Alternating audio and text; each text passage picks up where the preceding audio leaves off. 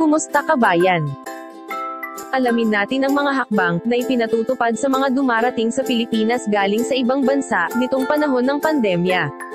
Ang Bureau of Quarantine, katuwang ang One-Stop Shop for the Management of Return ng Overseas Filipinos, ay pinatutupad ang paggamit ng One Health Pass, o OHP, upang mapadali ang proseso ng inyong mandatory COVID-19 testing at quarantine requirements, hanggang sa makauwi kayo sa inyong mga mahal sa buhay, nang ligtas sa COVID-19.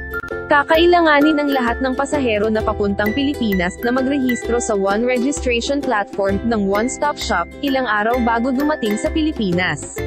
Para magrehistro, pumunta sa www.onehealthpass.com.ph at pindutin ang Register button. Pagkapasok mo sa registration portal ng OHP, ay itatanong sa iyo kung ikaw ba ay nakapagrehistro sa One Registration Platform ng OSS. Kung ikaw ay nakapagrehistro, pindutin lamang ang Yes button, at ipapasagot sa iyo ang mga kinakailangang impormasyon ng BOQ tungkol sa iyong health status at binyaheng bansa. Kung hindi ka pa nakapagrehistro, itatanong naman sa iyo kung kasalukuyan ka bang nasa paliparan ng iyong pag-alis papuntang Pilipinas. Kapag ang sagot mo ay no, o sa kasalukuyan ay wala ka sa paliparan ng iyong pag-alis papuntang Pilipinas, kailangan mo lamang sagutan ang mga tanong sa One Registration Platform, ang One-Stop Shop upang maitala ang detalye ng iyong pagdating at mapaghandaan ito ng One-Stop Shop. Pagkatapos mong magrehistro ay makakatanggap ka ng mensahe at email kung saan nakasaad ang transaction number at iba mo pang detalye. Gayon din ang mga paalala, at mga tagubilin para sa mga susunod na hakbang na kailanganin mong gawin sa iyong biyahe at quarantine requirements. Kakailanganin mo ang transaction number na ito para sa mandatory submission ng Electronic Health Declaration Checklist o EHDC ng Bureau of Quarantine sa araw ng inyong pagbiyahe papuntang Pilipinas. Sa iyong pagdating, sa paliparan ng inyong pag-alis papuntang Pilipinas, kailangan mong buksan ang inyong OHP account gamit ang inyong transaction number at apelyido upang makapagsumite ikaw ng iyong EHDC. Paalala, kakailanganin mong maipakita sa airline staff sa check-in counter o sa boarding gate ang QR code na matatanggap pagkatapos mong magrehistro at masubmit ang iyong EHDC, na sinasagutan lamang at isumiti sa araw ng iyong paglakakbay. Sa check-in counter o sa boarding gate ng paliparan sa araw ng iyong pagbiyahe papuntang Pilipinas, kailanganin mong iscan ang BOQ QR code na ipapakita sa iyo ng airline ground crew upang mabuksan ang Electronic Health Declaration Checklist o EHDC ng BOQ. Scan ang QR code gamit ang iyong smartphone, at buksan ang link ng EHDC upang magpatuloy sa pagpaparehistro ng HDC. Pindutin ang OK button. Pindutin ang Yes button. Kunin ang transaction number na natanggap noong ikaw ay nagrehistro sa One Registration Platform ng One Health Pass at gamitin ito upang makapasok sa Electronic Health Declaration Checklist o EHDC ng BOQ. Ipasok ang iyong transaction number na natanggap galing sa One Registration at apelyido upang makapag-login o makapasok sa EHDC o Electronic Health Declaration Checklist. Unan lahat ng impormasyon tulad ng mga sintomas o nararamdaman at bansang nabisita noong nakalipas na 30 araw. Pindutin ang Submit button para makatanggap ka ng personal QR code. Maaari ka rin mag-register sa EHDC ng BOQ, isang araw bago ikaw ay bumiyahe, o kaya naman ay sa mismong araw ng iyong pagbiyahe habang ikaw ay nasa bahay, o nasa airport. E-screenshot, o e-print ang mensaheng naglalaman ng iyong personal OHP QR code, o ang email na natanggap na naglalaman ng parehong mensahe na may QR code. Kinailangan maipresenta mo sa boarding gate ang iyong OHP EHDC QR code upang mapayagan kang sumakay sa eroplano. Para sa kaligtasan ng lahat, kailangan mo sagutan ang EHDC sa araw ng iyong pag-alis papuntang Pilipinas. Tandaan, ang araw kung kailan mo pinunan ang EHDC ay nakasaad sa iyong QR code at isa ito sa tinitingnan ng airline at BOQ upang matanto na tama ang inyong EHDC. Ang serbisyong ito po, ay hatid sa inyo ng pamahalaan ng Republika ng Pilipinas. Salamat po sa inyong pakikipagtulungan. Ingat po tayong lahat. Kumusta kabayan? Alamin natin kung paano punan ang One Registration Platform ng OSS-MROF at ang Electronic Health Declaration Checklist ng BOQ. Kakailanganin ng lahat ng pasahero na papuntang Pilipinas na magrehistro sa One Registration Platform ng One-Stop Shop, ilang araw bago dumating sa Pilipinas. Ang video na ito ay upang ilahad ang sunod-sunod na proseso kung paano kunan ang One Registration Platform ng OSSMROF at ang Electronic Health Declaration Checklist ng Bureau of Quarantine. Ang mga susunod ay mga patnubay kung paano magrehistro sa One Registration Platform ng OSSMROF. Upang makapagrehistro, buksan ang browser ng internet sa inyong smartphone at e-type ang www.onehealthpass.com.ph/e-hdc upang mabuksan ang OHP registration platform. Panan ang kinakailangang mga patlang. Ang mga patlang na may pulang asterisk ay kinakailangan at dapat punan upang matagumpay sa pagparehistro.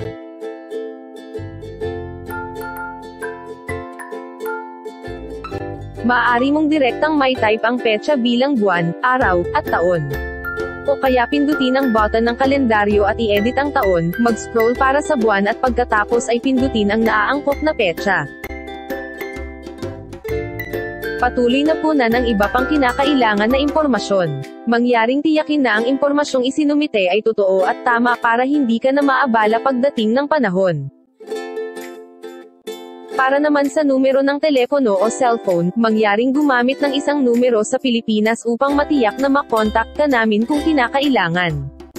Gayun din, siguraduhin na ang iyong email address na ilagay ay tama upang matanggap mo ang email ng kumpirmasyon sa pagrehistro sa OHP. Patuloy na punan ang form pati ang detalye ng kamag-anak kung sakaling kailanganin naming makipag-ugnayan sa kanila.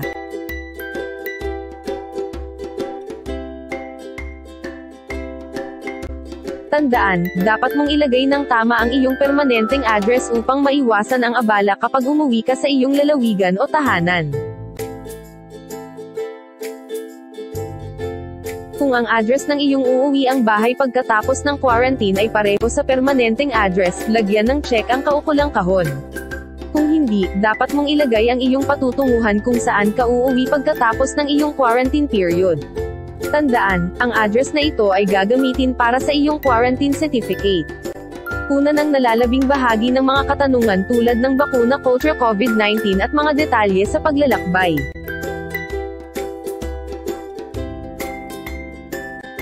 Tandaan, ang kawastuhan ng inyong impormasyon ay importante upang hindi kayo maabala sa iyong paglalakbay at sa kabuuan ng iyong quarantine period. Kumpirmahin ang kawastuhan ng isinumite na impormasyon at pagpahintulot sa Bureau of Quarantine, upang kolektahin at iproseso ang iyong data. Matapos ang matagumpay na pagsumite ng iyong pagpaparehistro, makakatanggap ka ng isang mensahe ng kumpirmasyon at email na naglalaman ng numero ng iyong transaction sa OHP. E-screenshot ang mensahe upang mai-save ang impormasyong ito. Makakatanggap ka rin ng parehong impormasyon sa pamamagitan ng email. Kung ikaw ay hindi OFW, babayaran mo ang iyong kinakailangang pagsusuri sa COVID-19 RT-PCR swab sa accredited laboratory ng OSSMROF. Pindutin ang Proceed to ECIF Registration button upang magpatuloy sa pagrehistro sa ECIF ng accredited na laboratorio ng terminal ng paliparan kung saan ikaw ay darating. Kakailanganin mo ang transaction number at iyong apelyido upang magrehistro sa Electronic Health Declaration Checklist o EHDC sa petsa ng iyong paglalakbay. Sa iyong pagdating, sa paliparan ng inyong pag-alis papuntang Pilipinas, kailangan mong buksan ang inyong OHP account gamit ang inyong transaction number at apelyido upang makapagsumite ikaw ng iyong EHDC. Paalala, kakailanganin mong maipakita sa airline staff sa check-in counter o sa boarding gate ang QR code na matatanggap pagkatapos mong magrehistro at masubmit ang iyong EHDC, na sinasagutan lamang at isumiti sa araw ng iyong paglakakbay. Ang mga susunod ay mga patnubay kung paano magrehistro sa Electronic Health Declaration Checklist ng BOQ. Sa check-in counter o sa boarding gate ng paliparan sa araw ng iyong pagbiyahe papuntang Pilipinas, kailanganin mong i-scan ang BOQ QR code na ipapakita sa iyo ng airline ground crew upang mabuksan ang Electronic Health Declaration Checklist o EHDC ng BOQ.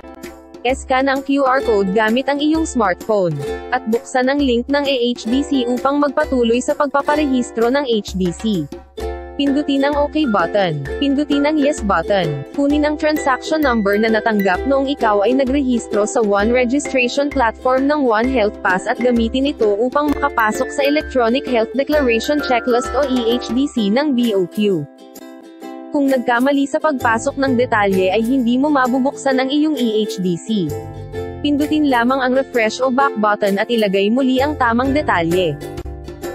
Pagkapasok mo sa EHDC portal, ang ibang impormasyon na nalagay mo na noong ikaw ay nagrehistro sa OHP ay di na kailangang kunan o kaya naman ay pwede pang mabago kung kinailangan. Kunan ang natitirang impormasyong klinikal at katayuan ng iyong kalusugan pati na rin ang mga nabiyaheng o binisitang mga bansa sa nakalipas na 30 araw. Pindutin ang submit button pagkatapos mapunan lahat ng kinakailangang impormasyon. Kung ikaw ay may nakaligtaan, kailangan mong balikan ito para magtagumpay sa pagrehistro. Scan ang form para sa hindi na kompletong impormasyon lalo na ang mga required na impormasyon. Magtatagumpay ka lamang sa pagrehistro kung ito ay napunan ng tama at kumpleto.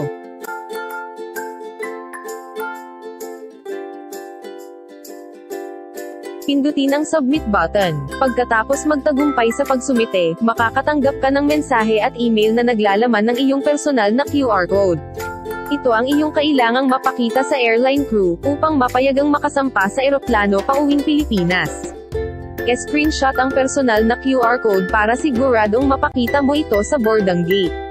Paalalang muli, para sa kaligtasan ng lahat, ang EHDC ay dapat kunan lamang sa araw ng iyong pagbiyahe papuntang Pilipinas.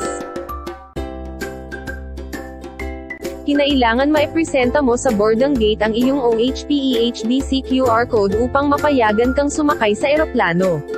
Para sa kaligtasan ng lahat, kailangan mo sagutan ang EHDC sa araw ng iyong pag-alis papuntang Pilipinas. Tandaan, ang araw kung kailan mo pinunan ang EHDC ay nakasaad sa iyong QR code at isa ito sa tinitingnan ng airline at BOQ upang matanto na tama ang inyong EHDC. Ang serbisyong ito po, ay hatid sa inyo ng Pamahalaan ng Republika ng Pilipinas. Salamat po sa inyong pakikipagtulungan. Ingat po tayong lahat.